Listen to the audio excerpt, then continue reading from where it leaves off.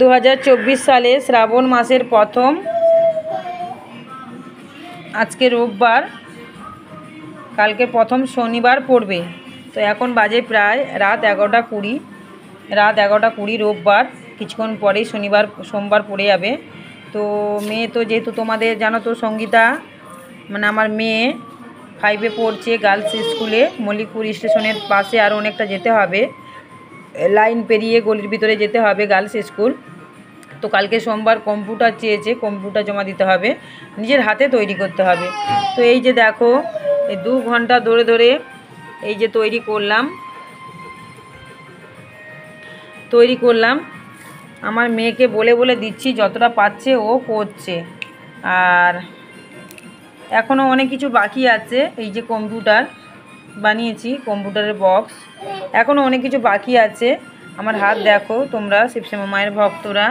এই যে আঠা বানিয়েছিলাম, ঠোঙা বানাই তো আমি, তো ঠোঙা বানিয়ে নিয়েছি যেটুকু বানানোর। টাইম পাইনি, কালকের শনিবার প্রচণ্ড শরীর ধকল গেছে। কজনের বান ছাড়িয়েছি, শুকনো বান, জ্বালা বান, বিভিন্ন রকম বান ছাড়ালাম। 1 মাস ধরে ভক্তরা ফোন করে বলছেন যে মা আমার শরীর খুব খারাপ লাগছে, কষ্ট হচ্ছে, আমি কিছু খেতে পাচ্ছি না, বমি আসছে, মাথা ঘুরাচ্ছে। তারপরে যে ভক্ত জ্বালাবান মেরেছিল সে আজ 6 মাস 7 মাস ধরে ভুগছিল। জ্বালাবান সারা শরীর, উঠতে বসতে হাঁটতে চলতে শুধু জ্বালা করতো, গায়ে পড়া সব ভর্তি হয়ে গেছিলো। তারপরে একটা মায়ের মা মনসার ভর হয়, দেখবে ওনার সন্তান, ছোট সন্তানকেও এরকম পা থেকে মাথা পর্যন্ত কালো ছপ মানে সেই এরকম চাকা পুরো ঘা হয়ে পুরো ভর্তি হয়ে যাচ্ছিলো। তো এইগুলো সব 1 মাসের মধ্যে কেস, মানে 1 মাসের মধ্যে ভক্ত মারা একবারই এসেছিলেন, আর এই যে দ্বিতীয়বার কালকের এসেছিলেন শনিবার। তো সবার আমি জ্বালাবান মানে করে দিয়েছি। এমনিতেই আমি মন্ত্রের দ্বারা আর মায়ের দেওয়া ওষুধ বা আমাকে মা যেগুলো দান করেছেন সেইগুলো দিয়েছিলাম এতদিন চালিয়ে, বেশ ভালোই ছিল। কালকে বান কাটানোর পর আজকে ফোন এসছে, খুব খুশি হলাম শুনে যে মা শরীর অনেক সুস্থ হচ্ছে, খুব ভালো লাগছে, শান্তি করে অনেক দিন পর ঘুমোতে পারছি। তো এখন আমি এই সব যখন আমি শুনি না, আমার মন আনন্দে যেন আত্মহারা হয়ে যায়। আমি এইভাবেই যেন এগিয়ে যেতে পারি।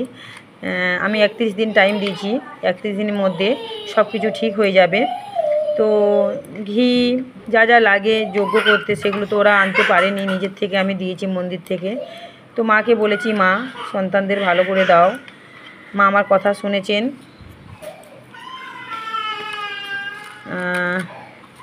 শরীর ভালো লাগছে না, মাথা প্রচণ্ড ব্যথা করছে, ছোট পুচকে সোনা তোমাদের শিবায়ং খুব কান্নাকাটি করছে। এই যে মেয়ের খাতা, এই খাতাটা আমাদের রানাঘাট থেকে একটা সুবীর বাবা দিয়েছিল, অনেক পেন, খাতা, রং পেন্সিল দিয়েছিল। দেখেছো তোমাদের দাদা ভাই কেমন বকছে। এই খাতা দিয়ে কোনো রকম বুদ্ধি খাটিয়ে মেয়েকে বলে করালাম। আর ঘিটা এখনও পড়ে রয়েছে, দেখো ঘিয়ের বোতল একটা কিনে নিয়েছিলাম শ্রাবণ মাস।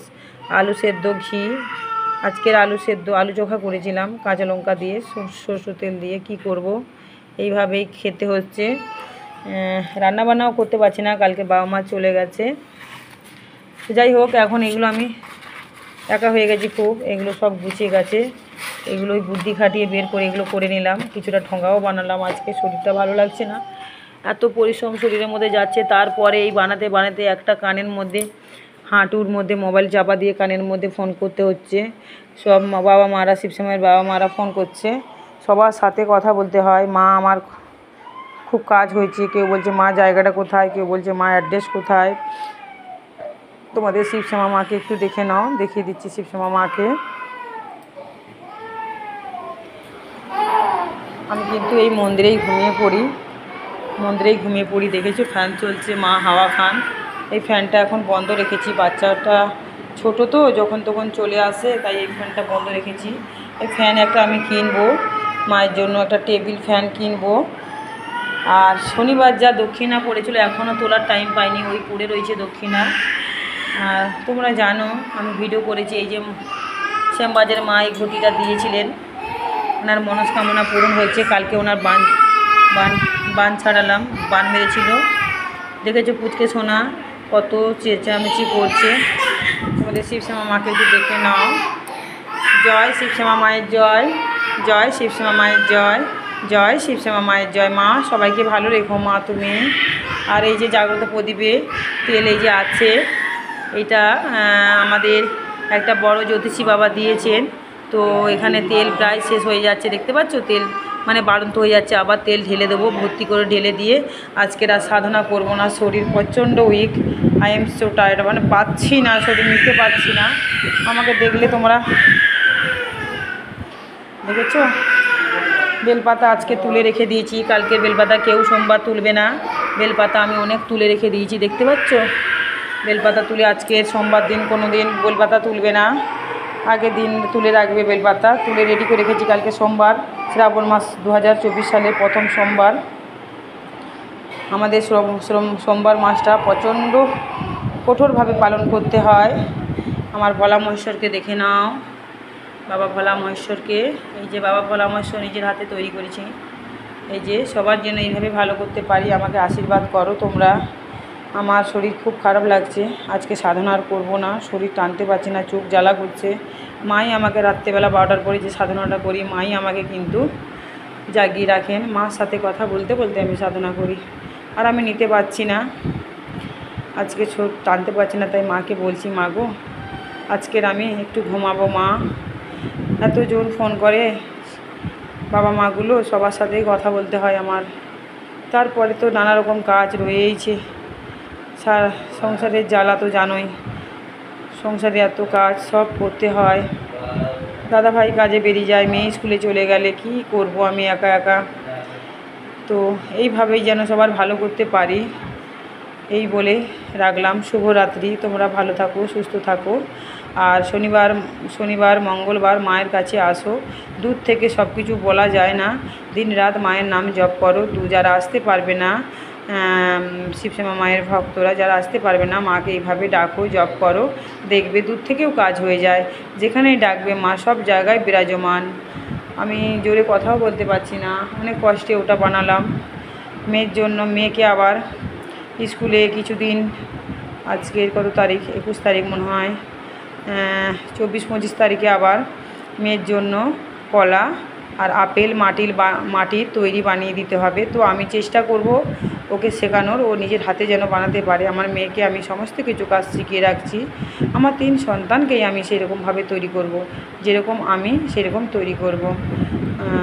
আর কথা বাড়াবো না, তোমরা ভালো থাকো, সুস্থ থাকো। মায়ের মন্দিরে আসলে যদি পারো, মায়ের জন্য জাগ্রত প্রদীপের তেল আমি জ্বালাই, সারা 13 বছর হয়ে গেল আমি জ্বালিয়ে রাখি, এটাই মায়ের আদেশ, নিশ্চয়ই এর কোনো কারণ আছে। তো এখন সেটা বলার টাইম নেই, যখন সময় আসবে নিশ্চয়ই বলবো। তো এখন থেকে কিন্তু এই তেলের কাজ শুরু হয়ে গেছে আজ 3 বছর থেকে। আর আমি যাই কিছু শিখছি সব তোমাদের ভালোর জন্য, এত কঠোর পরিশ্রম করে সাধনা করি, আমি যতটা পারছি ভিডিওগুলো ছাড়ার চেষ্টা করছি। তোমরা মাকে শুধু প্রচার করো, মা যে এখানে রয়েছেন, মাকে প্রচার করো, মা সবার মনস্কামনা পূরণ করেন।